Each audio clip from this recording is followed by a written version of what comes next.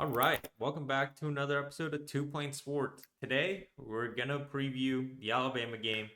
We are back from our little hiatus, our own little bye week that I think was well needed because after this season, I don't think we could have gone through another roller coaster of emotions for this team.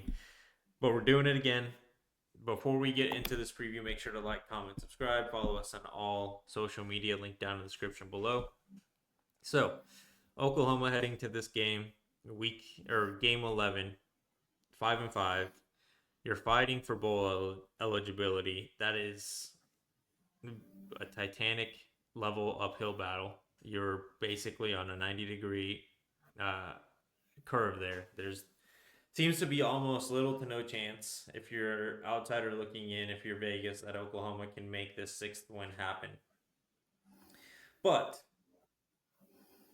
smart or not, we are foolish, and for some reason, our hearts still give us hope that Oklahoma can win one of these two games. Alabama coming in is basically fighting for a berth in the SEC championship and a bye week in the college football playoffs if they can make it there and win that football game. So Oklahoma's got to play spoiler for the next couple of weeks alongside their bowl eligibility. So a lot of things can happen both night games. Brandon, we're going into the last 2 weeks. Seems like Jackson Arnold's going to be the quarterback for these last 2 weeks of Oklahoma's 2024 football season. What do you expect? Let's start with the offense first. From this offense, they've had a bye week to hopefully improve a little bit. Is there a chance that these guys can cover the spread of what is currently 13 and a half? I mean, they cover the spread. I think there's always a chance. Just being the crowd should be there. I understand it's a 5-5 year. We'll be there. We'll be loud. But I mean, I get it's a 5-5 year. It's not the season that any of us expected or wanted. But I just think having a primetime game at home against an Alabama, I kind of think you throw the records out as a fan and you show up, and stadium should be looking like it did in that Tennessee game. And then, that was loud. I think the fans definitely showed up for the Tennessee game. I expect them to show up in this game. I think you can rattle Jalen Milroe. We have a very good rush defense. I was just looking at the numbers. We're 18th in the country in rush defense. We're 23rd in total defense, which just kind of speaks to how good that defense has been and how we really wasted a very, very good defense. The good news is, that defense will be back next year. You just fix the offense, but that's a different debate. But to cover the spread, I definitely think there's a chance. I think the spread is pretty good. I think it's really well set at that 13.5 number, because I can see Alabama winning this game by 14. I can see us being competitive, kind of throughout, and then kind of a deal where they kind of pull away late, late third quarter or early fourth or something, where they kind of pull away. Obviously, I'm picking Alabama. Just spoiler alert for this, preview video, because I know we'll make our picks later, and I hope I'm wrong, like I do every time I pick against Oklahoma. But I think the spread's pretty accurate. But I mean, of course, there's a chance that we cover the spread. I think, if Oklahoma loses this game 31-21, I wouldn't be shocked, and that you cover there. Yeah, and I think the offense at this point, you can't really hope for much. Like if we get into that game and for some reason Oklahoma has a competent offense, not even good or great, just competent, we'll be just content to not be absolutely demolished on national television. Just to be, I think it's fair to say that at this point in this season. But you have to go back and look at the Ole Miss game. If they can put something like that together, again, it's our sunshine pumping, the fan in us wanting to see some sort of light at the end of the tunnel here. Then I think you can at least stay competitive and give your defense a chance to really put you over here.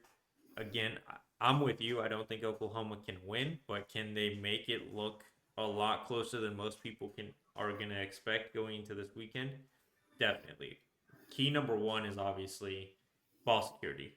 You have to stop turning the ball over. That's been outside of just the utter incompetence in play calling and just personnel decision making. the defense puts this offense and has put this offense in good field position a lot of the year. If you look back at all of those losses that Oklahoma has had outside of South Carolina, because the offense basically gave that game away within 3 minutes of that football game starting. Oklahoma's defense has put the offense in a position to score or in positive field position at least once, if not twice, during the course of the game. And Oklahoma, more often than not, would immediately turn around and give the ball back to the opponent in scoring position. So if they eliminate that, you have a chance. Just ball security. I still think we're gonna see some fumbles. I doubt that anything really changes. Now, personnel wise, it seems like Xavier Robinson is gonna get more carries this week, as if Barnes and Sawchuk are still hurt. Even if they're not, I would probably expect to see him out there a little bit just because he was so good. He was the only bright spot in that Missouri game offensively for Oklahoma. Um, he might he might be the X factor here. Um, no pun intended there, but he might be the X factor for this offense if he can get rolling at some capacity, because this offense has been getting better and better week in and week out with the run game. The pass game is a completely different story. If it's Jackson Arnold or Mike Hawkins, we know it's Jackson Arnold, but I'm saying this, both of those quarterbacks, I don't think either of them give you a really good shot at winning from the concepts of passing the ball, because neither of them have proven that they can keep the ball secure or do much downfield. I think that's also kind of unfair to say that either of these guys are undeveloped or bad, because they were put in a shitty position. Their quarterbacks coach to start the season was Seth Luttrell, who had never coached it and was seemingly kind of just bird's eye view on this entire offense and kind of hands off on that position, which is a huge disservice to those guys. And then when he was gone and um, Kevin Johns came in, it was probably just a little too late. So then play calling, kind of an issue still. So I would be so happy if Oklahoma can score 21 to 24 points. I think that would be a good outing. And this is 21 to 24 offensive points, not a pick six, nothing, or scoop and score or anything like that. I think if that miracle were to happen, that Oklahoma can score 21 to 24 offensive points, you sprinkle in a defensive touchdown, you've got a ball game. 30 points, again, wishful thinking, sunshine pumping situation here. There's a shot that you win that game, because this defense can keep almost any team to a pretty low scoring fare, for especially an Alabama defense that has, I don't know if you knew this, but a 17-year-old Ryan Williams and a very good freshman wide receiver on that team, and that's got to be the key to stop that offense to start with. Yeah, no, I mean, Bama's got the 30th ranked total offense in the country. They're like 32nd in defense. I think so. I mean, they're not the Alabama of old, I think, that we've seen. But they're not far off. It's easy to it's way easy to say that they're a lot closer to being the Alabama that we're used to than Oklahoma is being the Oklahoma that we're used to. I think you kind of hit it on the head, though.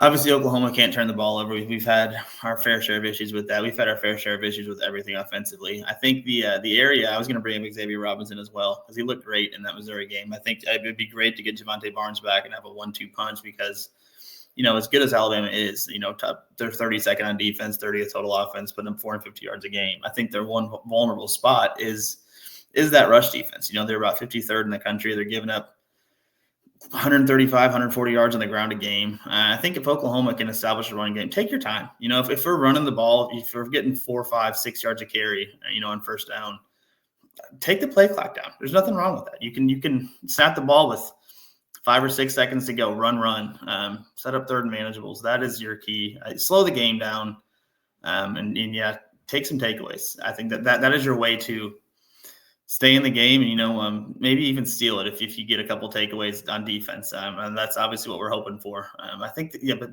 if you're Oklahoma, you've got to slow it down. You got to hit them where they're weakest, which is that rush defense. And You have the guys that do it. I think Xavier Robinson looked really good. Javante Barnes has been coming on, and the offensive line is definitely better in run protection versus pass. And I think with hopefully, I think I haven't seen anything, but hopefully this week we still have Burks and we have Farouk. So and they're 2 weeks into it now, so they should be a little better. If you do need to pass, I mean, you're going to have to pass every now and again. You can't run every single play, but hopefully you can be in decent passing situations. You'll have those guys in week 2 now. Then maybe they'll be a little better, a little fresh, and you can hit some pass plays. But if you can establish a run game, we say it every week, but that's the one spot that Bama was kind of vulnerable is that rush defense. So run the ball against them, set up decent situations, pass when you have to. Your defense is going to keep you in it. I mean, it's a top 25 defense in the country for a reason. We've played very good offenses. Yeah. Again, another thing offensively you mentioned there is the wide receivers. It does seem that Burks is going to play. Jalil might be on a snap count. I know Brent Venables mentioned in his press conference today on Tuesday that he was kind of put on a bit of a snap count in Missouri because he's obviously recovering from that broken foot. After a bye week, more practice, giving him a time to adjust and get back in complete football shape. We'll see if that snap count goes away or increased, whatever that case is. I think both of those guys need to be more involved in this offense. It's pretty clear that Brendan Thompson and JJ Hester just that the drop off is significant, and the frustrating part, which Brandon and I have gone back and forth about probably once a week for the last month and a half, is the drop off between guys like Jalil and Dion and what we expected from Nick, Jaden, and Andrell is giant between those five guys and JJ Hester and Brendan Thompson. And it's frustrating that we have seen zero improvement, from those guys, at least production wise.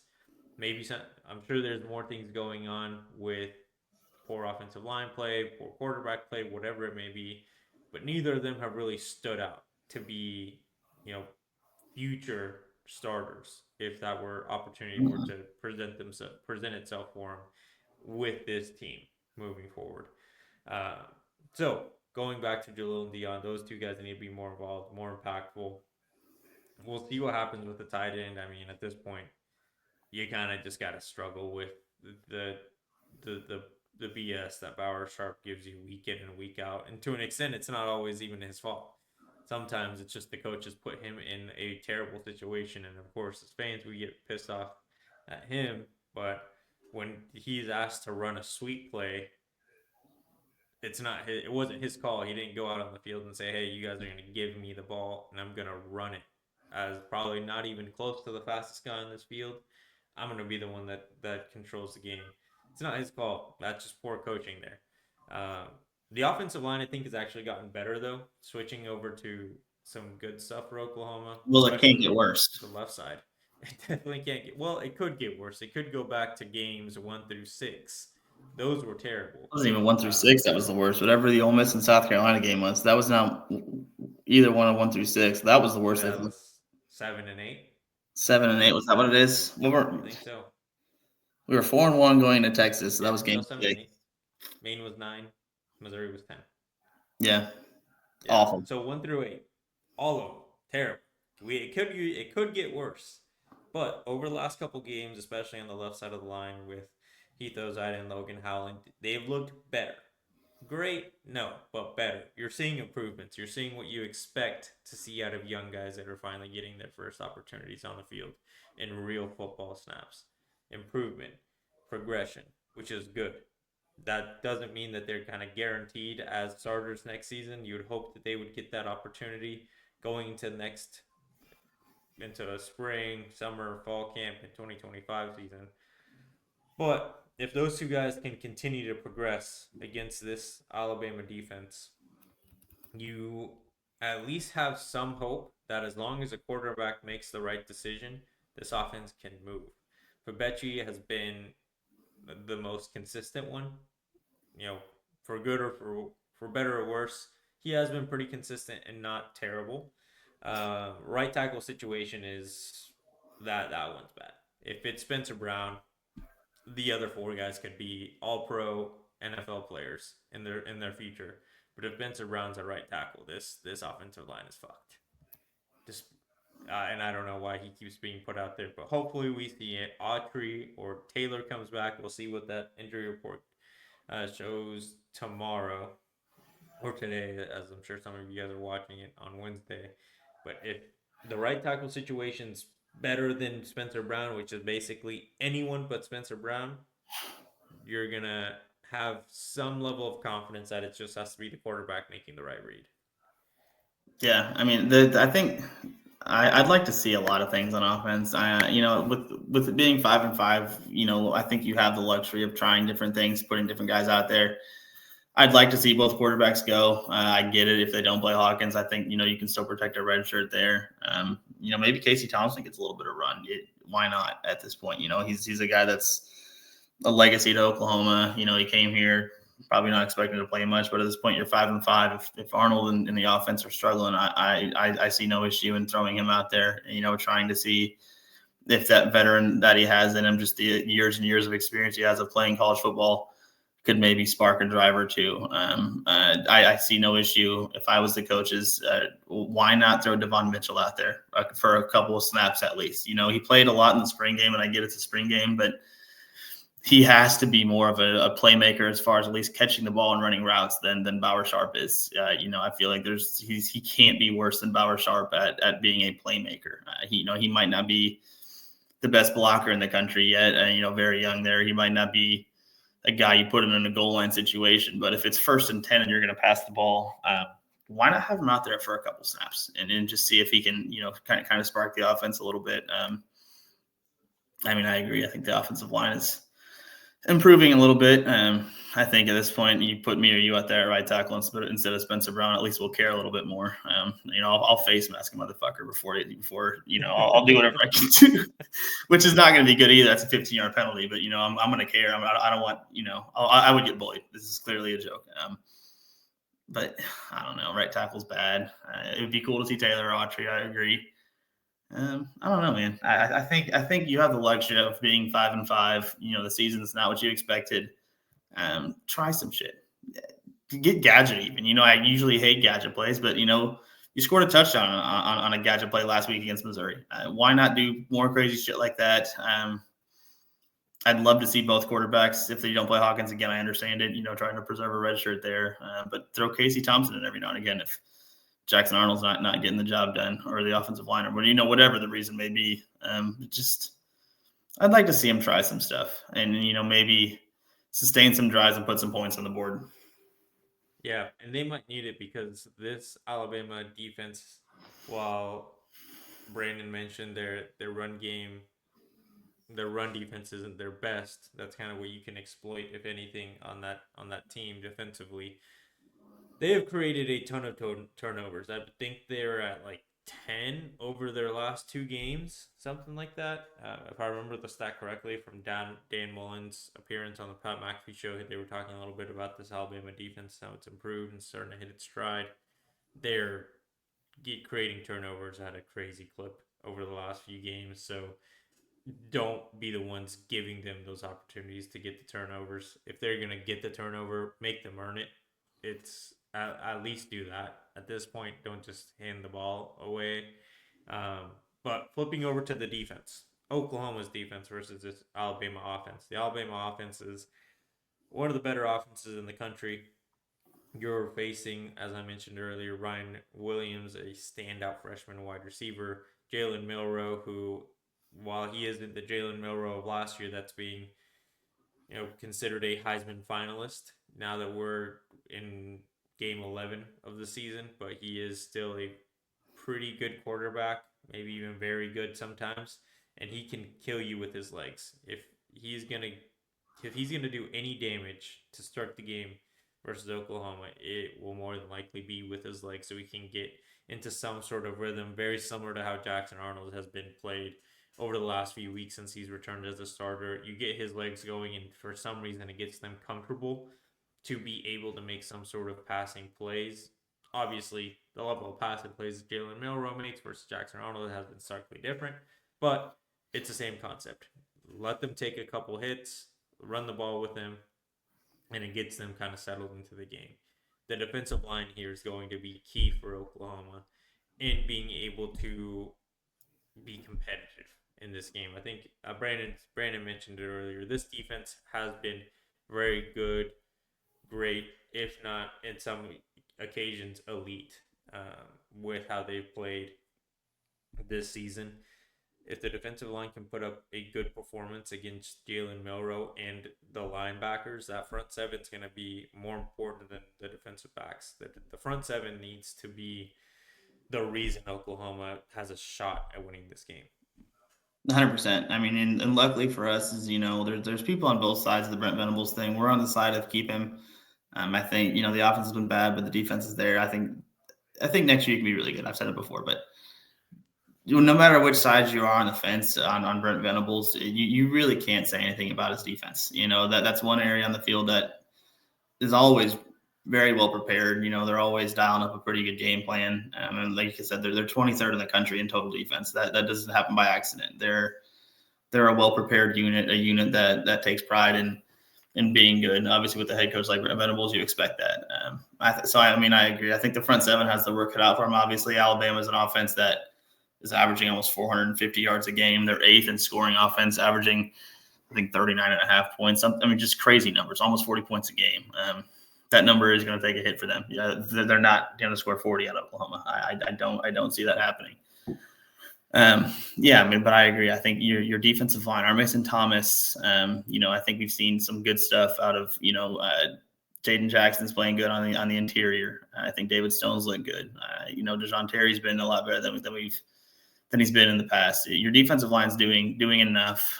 Your linebacker Stutz is going to Stutz. Kip Lewis is going to Kip Lewis. Kobe McKenzie's look good when he gets in there. Your front seven's good, but it's going to be the key. You need Alabama to be in. Like I said, for us, I would like to see us slow the game down, run the ball for 4 or 5 yards of carry on first down, and set up very good situations. You want the exact opposite of that for Alabama. You want to kind of stuff that run game, make it 2nd 9, 2nd and 8, and then an incomplete pass, 3rd and 8. You want Alabama to live in 3rd and 7 and beyond. And they're an offense that's going to hit a couple of those.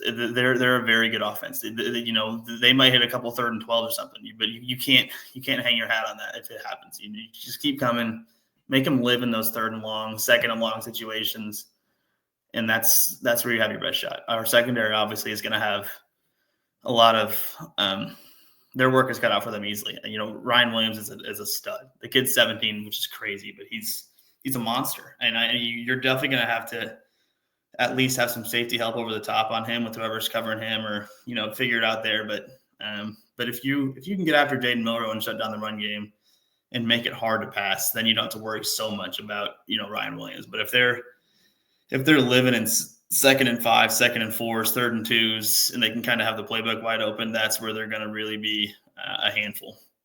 Yeah.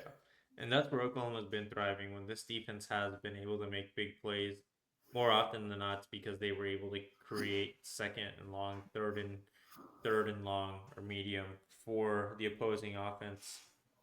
And just like in any other defense, when you can get an offense in 3rd and long situations, you have so much more, not just the room for error, but they have to they can't keep an extra blocker. It's 4 on 5, 5 on 5, 6 on 5, whatever it may be, whatever the play call is. You're gonna have an opportunity to get to the rush to the passer. I think in this game we're probably gonna see a little bit less blitz because of the threat of Jalen Milroe's legs, and he is so big and strong. You're probably gonna want to spy on him as much as possible, if not on almost every single play. It wouldn't surprise me if something like that were to happen. And you just kind of rotate who the spy is. If it's Danny Stutzman, Kip Lewis, Kobe McKenzie, so Danny Omasigo, Sammy Omasigo, sorry. So someone's got to be there prepared for that run. It is senior night as well, and really, the seniors are all on the defense that are going to be impactful for this game. So it wouldn't surprise me if a guy like Ethan Downs is starting, it makes big plays for Oklahoma. Danny Stutzman's always going to be there, That's making nuts. basically Yeah. every tackle. Billy Bowman, hopefully he can make a highlight play in this game just to kind of end their career. You know, at Oklahoma in their last home game here. Something to remember, not just for themselves but for the fans. I think it's obviously not the season that either Billy or Danny wanted coming back for the season, or Woody. I mean, that's a guy that hasn't really been talked about much this season, but these guys have been, you know, through it. They were the guys that kind of led this from the front when Brent Venables came after that Lincoln Riley exit, and they have helped. If anything, it might not be the season that we all wanted as fans, but those guys are going to go down as legends in their own respect because of how much they were able to help kind of stabilize the ship. Maybe not right the ship in everyone's eyes, but stabilize it for sure. I mean, easily. I think those three guys are Sooner legends forever. Regardless of how the season turns out, it's not. It's especially in today's era of college football. It would have been so easy for them to, when Lincoln leaves, to jump ship, either follow Lincoln Riley or be like, well, this is not who we committed to. We're gonna put our names in the portal and see what happens and go somewhere else. I think it says so much about them just as people to, especially like I said, just in the era of college football today to make that decision to not only stick around when your head coach leaves like Lincoln did, but to you know skip out and going to the draft after having both of them great seasons last year. Probably put really good draft stock and to make a decision to come back and play another games. It speaks a lot. I think you said it over text this week when we were talking about it. Yeah, your head tells you that Oklahoma's going to lose, and somehow your heart convinces you every single week that Oklahoma's going to win. And I kind of do the same thing. Every single week, my head is telling me that we have no shot, but somewhere along the week, usually Tuesday, Wednesday, Thursday, there's a scenario played out where Oklahoma gets the win, and I have it all mapped out how it's going to happen, and I go into every game with hope, and it's not going to change on Saturday. I can't wait for the game on Saturday. Again, I'm not picking Oklahoma, but by Thursday, I'll be convinced that Oklahoma's going to win the game. Happens every single week. But back to the senior night thing, man. It's exactly how great would it be? It's not at all the season you expected. We've been terrible. To be frank, there's no other way to really say it. But for those seniors, Stutz, Bowman, Downs, Woody Washington, the guys who came back, the guys who've been through it, the guys who saw a good season last year turn into this. It's not going to be what you wanted. At this point, we can't fix that. But beating Alabama at home and kind of ruining their playoff hopes would be a hell of a senior night. Yeah, it's gonna be fun. Hopefully, those guys have just that extra little bit of juice, not just for themselves, but the guys around them, kind of hopefully playing for them a little bit and making that exit from Oklahoma in their last game at Oklahoma the best one possible, the best result. To an extent, I think it might be a moment where if Oklahoma does manage to win this game some way, it's going to be right up there probably with one of their top wins in their careers at Oklahoma because of how bad the season has been, especially the defensive players. They've done everything they possibly can to help this team. The defense won the only SEC game for Oklahoma against Auburn, really with very little help from the offense.